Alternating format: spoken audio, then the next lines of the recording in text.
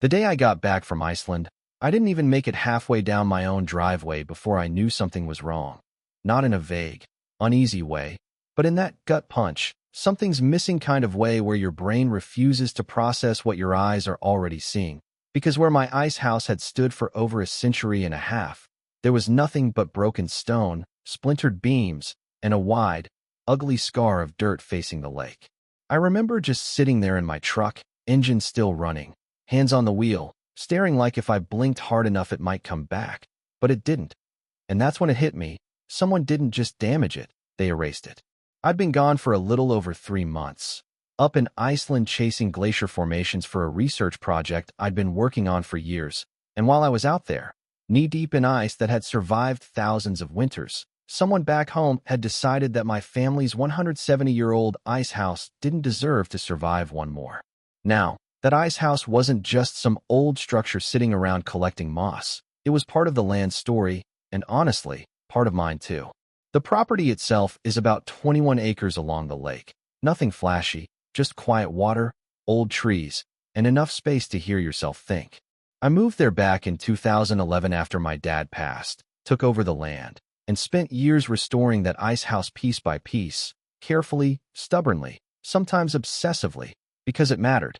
It had been built in the 1850s, back when this whole region depended on harvested ice through the winters, thick stone walls, original insulation packed in layers you just don't see anymore, hand-forged tools still hanging inside when I first opened it up. It wasn't just history you could read about. It was history you could walk into, touch, smell, and I made sure it stayed that way. I registered it, documented it, even hosted small school tours every now and then. Nothing big, just kids coming through, wide-eyed, realizing for the first time that people used to store ice like treasure. And for years, no one questioned it. Not the boundaries, not the building, not a thing. That changed the summer the new neighbors moved in. Their names were Grant and Elise Calder. Came in from San Francisco, bought the big modern place next door, the kind of house with glass walls and a dock that looked like it belonged in a magazine. And at first, I didn't think much of it.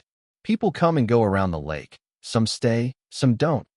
You wave, you keep your distance, everyone's happy. The first time I met Grant was actually kind of pleasant. I was halfway through showing a local middle school group around the ice house, explaining how the insulation worked, when he walked up in one of those pressed casual outfits that somehow still look expensive. He smiled, asked a few polite questions, nodded like he understood more than he probably did. "So this thing's original?" he asked, glancing around like he was already measuring it in his head. "Mostly," I told him, brushing some dust off my hands. "Been standing here since before electricity made it out this far." He gave this small, thoughtful hum, like he was filing that away, then said, "Well, it's definitely something." At the time, I didn't catch the tone, not fully. Looking back, I should have. Because about 12 weeks later, that something was gone. I got out of the truck eventually, walked the rest of the way down toward the lake, every step heavier than the last, and the closer I got, the worse it looked. Stones cracked open like they'd been hit with heavy machinery, the old wooden beams shattered, insulation torn out and scattered like trash. Even the tools, the original iron hooks and chisels I'd carefully preserved, were either missing or bent beyond recognition. I remember kneeling down and picking up one of those pieces, just holding it, turning it in my hand, trying to wrap my head around the fact that someone had stood right here and decided this was all disposable. And then, just like that, the shock turned into something sharper, not loud, not explosive, just cold. I pulled out my phone and called Grant. He answered on the third ring, casual as anything. "Hey there," he said, like we were neighbors chatting about the weather. "Grant," I said, trying to keep my voice steady, "my ice house is gone." There was a pause, not long, just enough to tell me he knew exactly what I was talking about. "Oh, yeah," he said, almost relieved. "We had that cleared out while you were away." I blinked, actually thinking I misheard him. "You had it cleared out?" "Yeah," he said, like it was the most reasonable thing in the world. "We thought it was just an old shed. Honestly, it was kind of falling apart, and it didn't really fit the waterfront, you know? Figured we'd clean things up a bit." Clean things up. I let out a short breath, more disbelief than anger at that point. "That shed," I said slowly, "was a registered historical structure, and it sits entirely on my land." Another pause, this one different. Well, he said finally, his tone shifting just enough to lose that friendliness. Nobody mentioned anything about that to us, and our designer said it was an eyesore. I could feel something tightening in my chest now. Not panic, not even rage yet, just clarity. I have surveys, I told him, records, documentation, that building's been protected for years. He sighed, like I was inconveniencing him.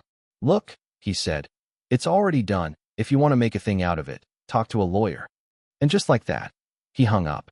I stood there for a long moment after the call ended, staring out over the lake where the ice house used to cast its shadow in the late afternoon, and I remember thinking something simple, something quiet, but very, very certain.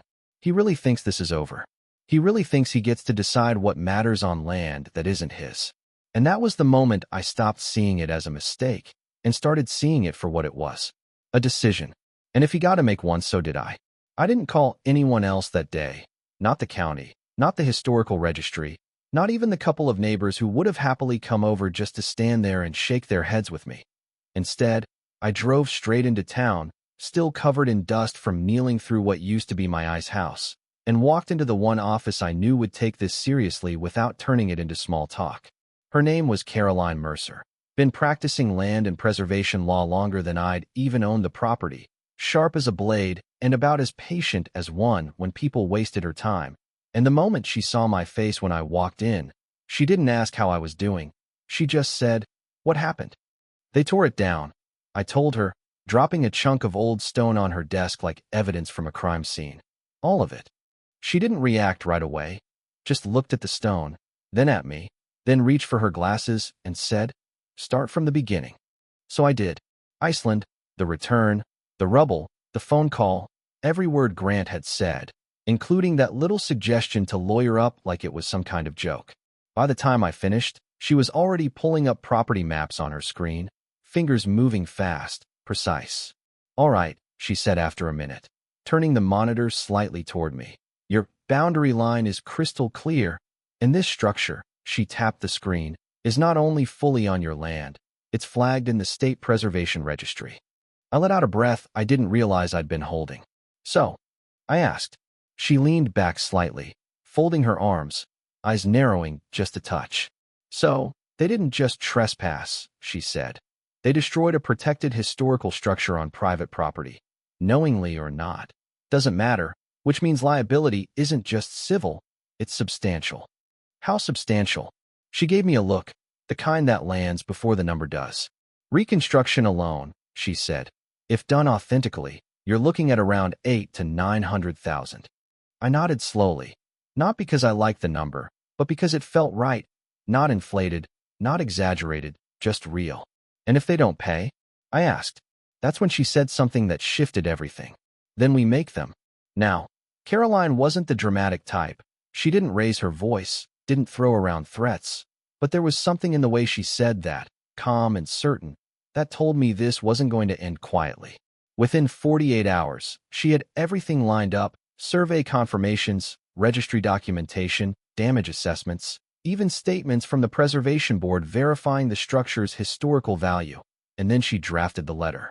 It was clean, direct, and left no room for interpretation.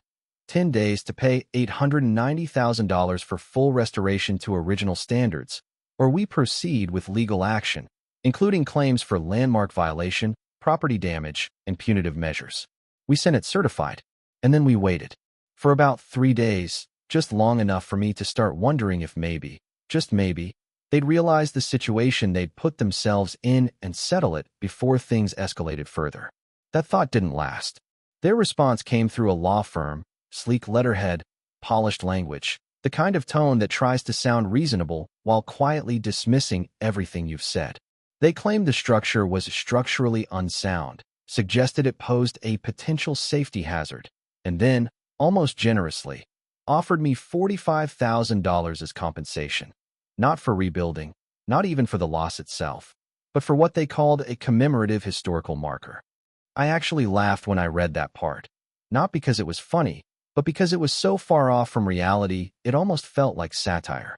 $45,000 for a building that had stood there since before the Civil War, for something my father had spent years protecting before me, for something they erased in an afternoon because it didn't match their view. I handed the letter back to Caroline. Not happening, I said. She didn't even blink. Good, she replied, already reaching for her phone. Because we're past negotiating. That's when things shifted from frustration to strategy. Caroline filed immediately, not just for damages, but for landmark violation and full enforcement of property rights, including a request for something I hadn't even known was on the table until that moment. Equivalent action. I remember asking her what that meant exactly, and she explained it in the simplest way possible. If someone destroys something of yours, she said, and refuses to make it right, the court can authorize you to remove an equivalent value from them. I sat with that for a second, not fully picturing it yet, but understanding enough to know this wasn't just about money anymore. Meanwhile, next door, Grant didn't slow down. If anything, he doubled down. About a week after we filed, I noticed construction crews on his side of the property, trucks coming in early, equipment unloading near the shoreline, and before long, it was obvious what they were building. A lakeside cabana, right where my ice house used to stand.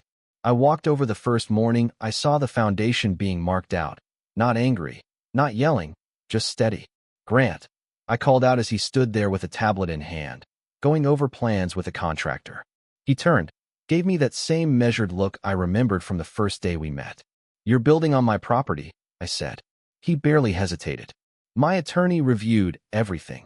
He replied, we're well within our rights. I nodded once, glancing down at the stakes in the ground, then back at him. You might want a second opinion, I said. He smiled slightly, not friendly this time, more like someone indulging a misunderstanding. I think we're fine. And just like that, he turned back to his contractor, conversation over.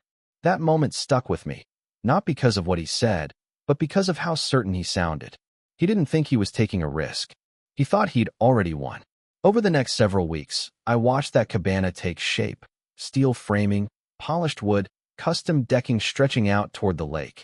Every piece of it sitting on ground that I knew, without a doubt, wasn't his to build on.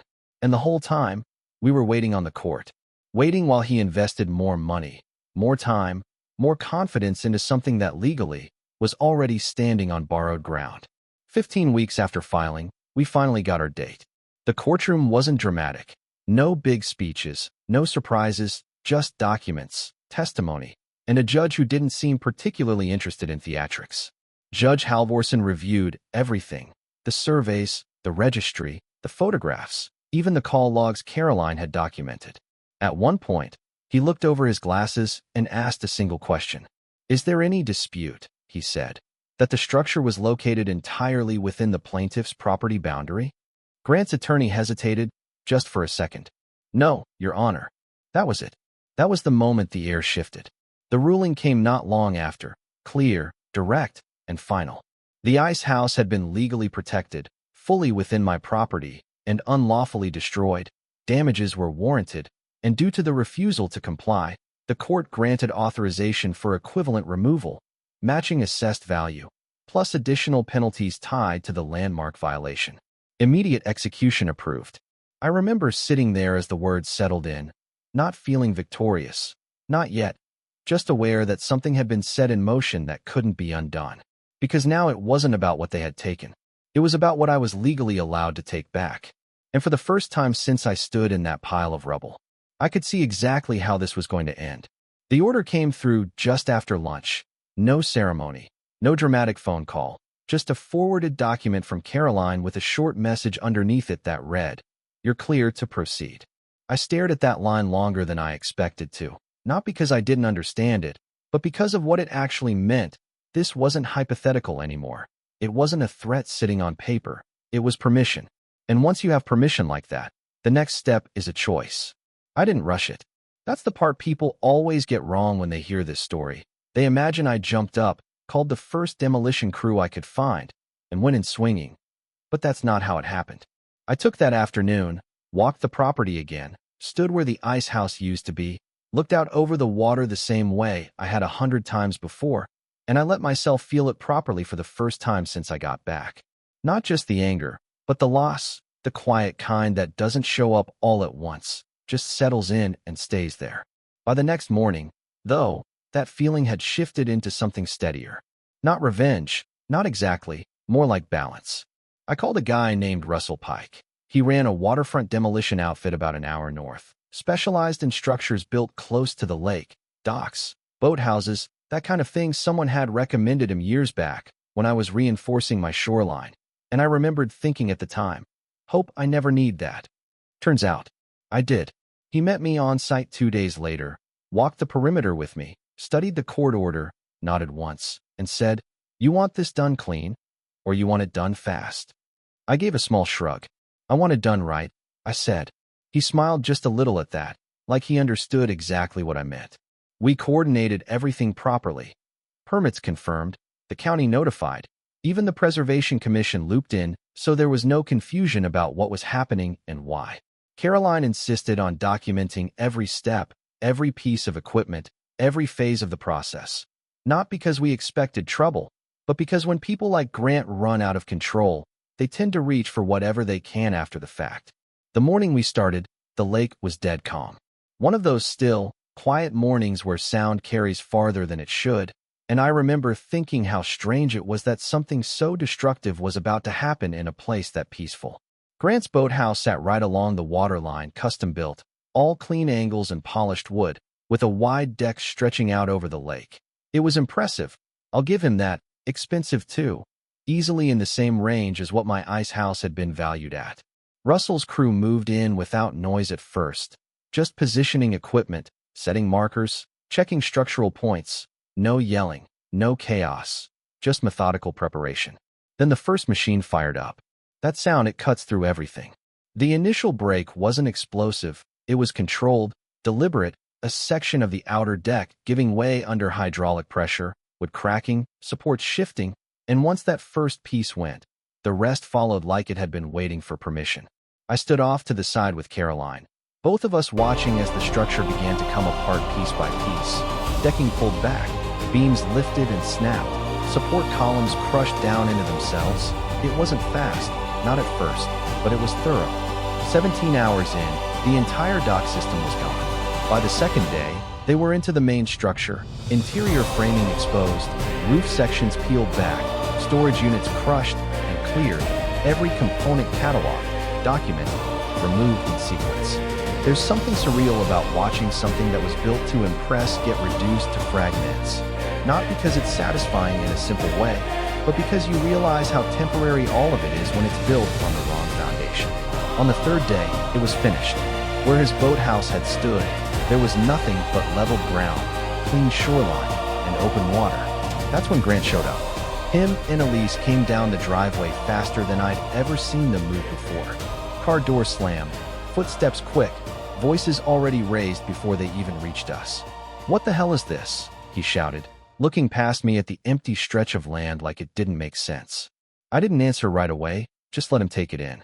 "You destroyed my property," he snapped, turning toward me, face pale but burning with something underneath.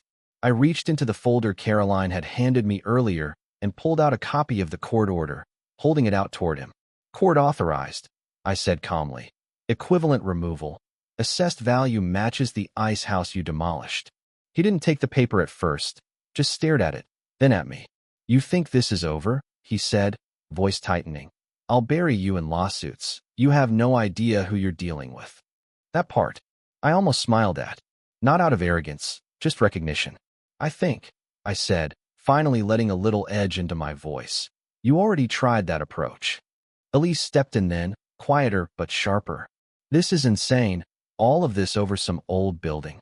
I looked past them, out toward the water for a second, then back. "It wasn't just a building," I said. "And you knew that, you just decided it didn't matter." Grant grabbed the order from my hand then, scanning it quickly, eyes moving faster as it sank in, and for the first time since I'd met him, he didn't look confident. He looked uncertain. They did try to fight it, filed another suit claiming property destruction, loss of access, financial damages, everything they could think of to claw something back. It didn't go far. The judge dismissed it almost immediately, cited the original ruling, the documentation, the compliance with every legal requirement, and then, just to make the point clear, ordered them to cover my legal fees on top of additional penalties. $276,000. I didn't celebrate when I heard that number, didn't feel like a win in the way people expect. It just felt finished. Or at least, finished enough. The shoreline's still quiet now, maybe quieter than it used to be. The space where the ice house stood hasn't been rebuilt yet. I've thought about it, talked to a few preservation experts, even considered whether recreating it would feel right, or just like trying to replace something that can't really be replaced. Some days I think I will, other days I'm not so sure. Grant and Elise still live next door. We don't talk.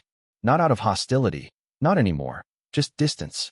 The kind that settles in after something breaks that neither side really knows how to repair.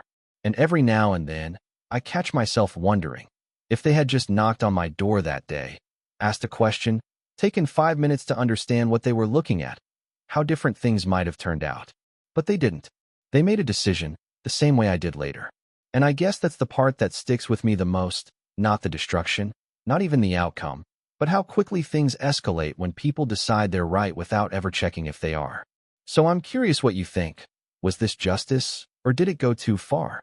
If someone destroys something that matters to you, is making things equal really fair, or does it just create more damage in the end? Let me know where you stand, because I've heard both sides, and honestly, I'm still not sure there's a clean answer.